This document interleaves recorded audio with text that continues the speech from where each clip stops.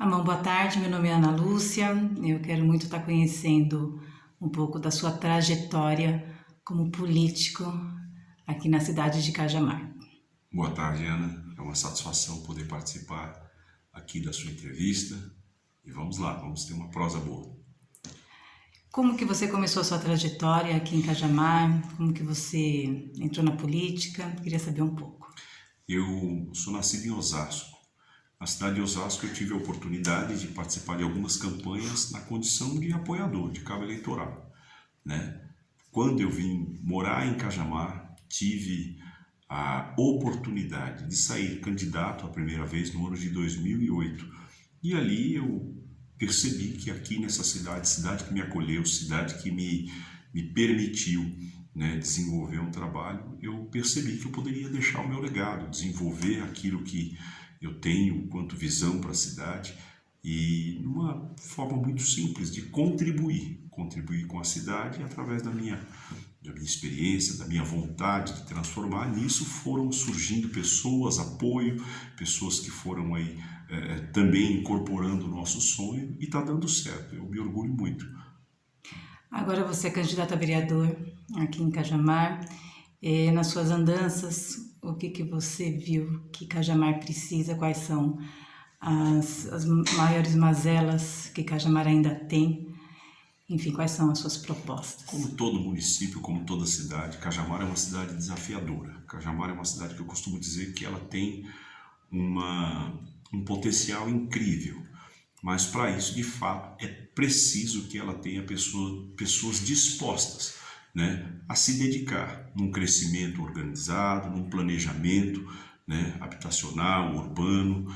E é um município relativamente novo, porém a gente sabe muito bem que Cajamar é hoje, a exemplo da questão do polo logístico, ela é hoje a melhor esquina do Brasil quando se fala dos grandes polos logísticos. As maiores empresas querem vir para Cajamar.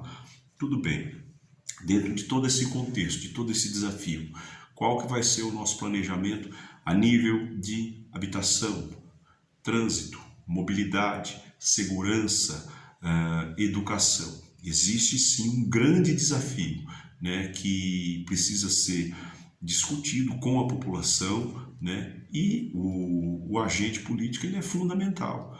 Eu encontro pessoas que ainda viram e falam, mas eu não gosto de política. Muito pelo contrário, você precisa perceber que a política ela é de fato a ferramenta que proporciona, né, todas as ações que, ao meu ver, Ana, planejadas e com muita coerência, com a sensibilidade que a cidade precisa, eu tenho certeza que essa cidade há de vencer todas essas mazelas. Acontece, nós temos aí um grande desafio, a exemplo disso, na questão do saneamento.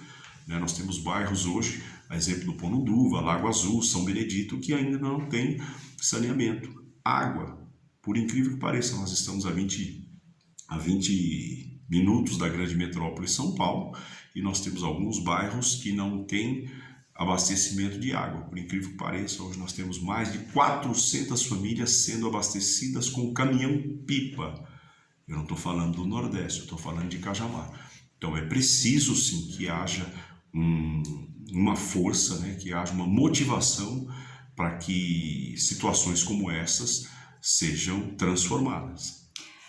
Amon, mesmo tão próxima à capital, Cajamar a gente vê que tem assim, a nível ambiental, é uma cidade assim muito cheia de vegetação, aqui é muito grande, enfim. E eu queria saber da sua proposta em relação à preservação aliado com o crescimento da cidade. Nós temos uma grande riqueza, nós estamos ainda com uma grande parte da Serra do Japi que envolve a cidade de Cajamar, ali quando dá limite com Pirapora, com Jundiaí. E eu acredito muito, Ana, na conscientização, no trabalho de educar e conscientizar, principalmente essa nova geração, que precisa perceber o valor de preservar tudo isso. Nós estamos vivendo agora um momento muito crítico.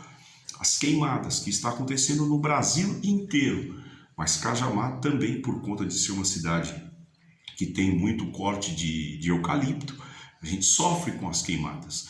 Então é preciso que haja sim programas de conscientização e eu aposto muito nas escolas, fazer com as crianças toda essa orientação para que de fato a gente consiga, né, com o passar do tempo, criar essa conscientização. Lembrando que também algumas leis elas podem ser adequadas e de certa forma um tanto enrijecidas para que se haja preservação. Eu sou a favor de um grande cadastramento de todos os cortadores de lenha de eucalipto, por exemplo. Por quê? Porque você demarca a ação daquele agente que faz esse trabalho de corte de lenha e, de certa forma, você precisa, através de uma legislação atuante, proporcionar que aquele cortador de lenha ele seja responsável, né, por aquela área demarcada, ou seja, você vai cortar lenha aqui não pode tocar fogo, ou seja, você vai ser responsável. Se durante o período, por exemplo, de 5 anos houver queimadas aqui,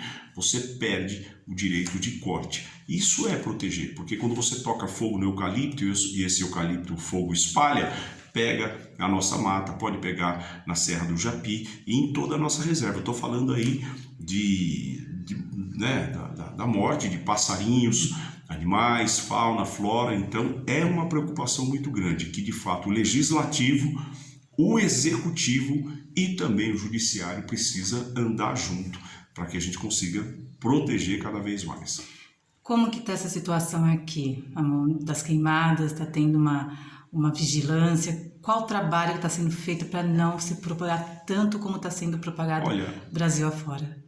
Infelizmente é um problema que tem assolado o Brasil inteiro, mas eu acredito muito, Ana, naquela responsabilização municipal, ou seja, nós precisamos cada vez mais dar estrutura para a defesa civil, né, para que eles tenham todo o aparato de poder combater esses incêndios, que às vezes, na sua maioria, começa em pequenos pontos. Por exemplo, nós temos a questão, às vezes, do morador da chácara que toca fogo naquela folhagem que ele juntou e de repente esse fogo se propaga, vai para a mata, né? Então, se você tem um aparato da defesa civil e agentes municipais que possam rapidamente se locomover e fazer um trabalho de conter esse fogo, isso ajuda muito. Porém, eu aposto muito também, Ana, em ações que envolvam a comunidade. Lá no Ponunduva, por exemplo, nós estamos começando com o Bombeiro Mirim,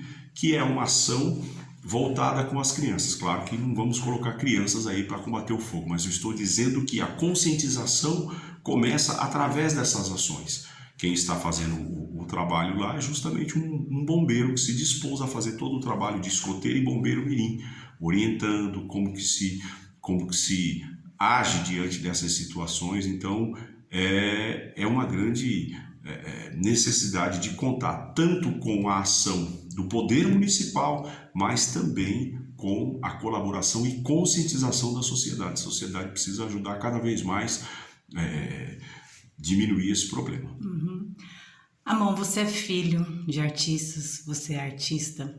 Me fala um pouco sobre a cultura aqui em Cajamar, quais suas propostas nessa área, né, na área de cultura, e sobre a respeito do boiódromo que tem todos os anos. Cajamar é muito conhecida, né, com o boiódromo aqui.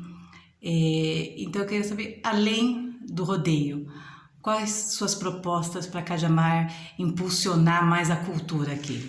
Eu diria para você, Ana, que quem hoje vê Cajamar como uma cidade, culturalmente falando, só com a questão da festa do peão, acaba, de certa forma, incorrendo num grande erro. Cajamar tem, sim, outras vertentes culturais. Eu, como secretário de Cultura, busquei apoiar, busquei dar visibilidade para tantas outras ações culturais. É claro que nós temos um belo e um grande equipamento chamado boiódromo, que já tradicionalmente desenvolve a festa do peão, a qual nos levou a um reconhecimento nacional.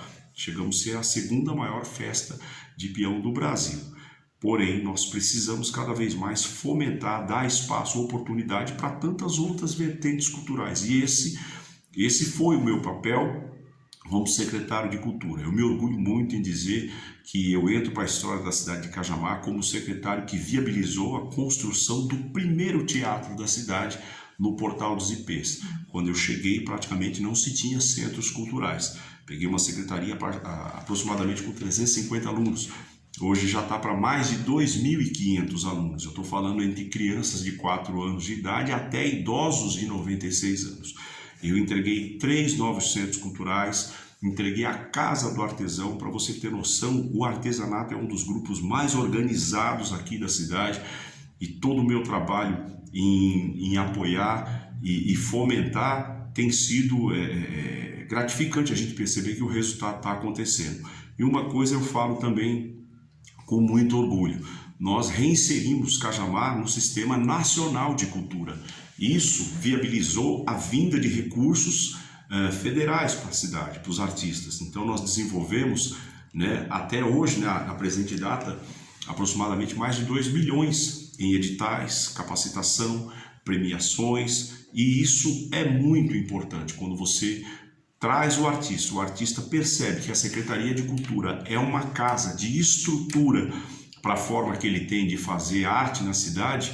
Você capacita e dá condições, dá ferramentas, a coisa acontece, flui, e é o que nós estamos vendo hoje em Cajamar. Então hoje você tem a capoeira, você tem o teatro, você tem o artesanato, você tem hoje o início de orquestras, nós temos o quarteto aqui na Secretaria de Cultura, você tem hoje as artes marciais inseridas dentro da Secretaria de Cultura. Eu estou falando do Alborcan, eu estou falando do Karatê Shotokan, estou falando do Jiu-Jitsu.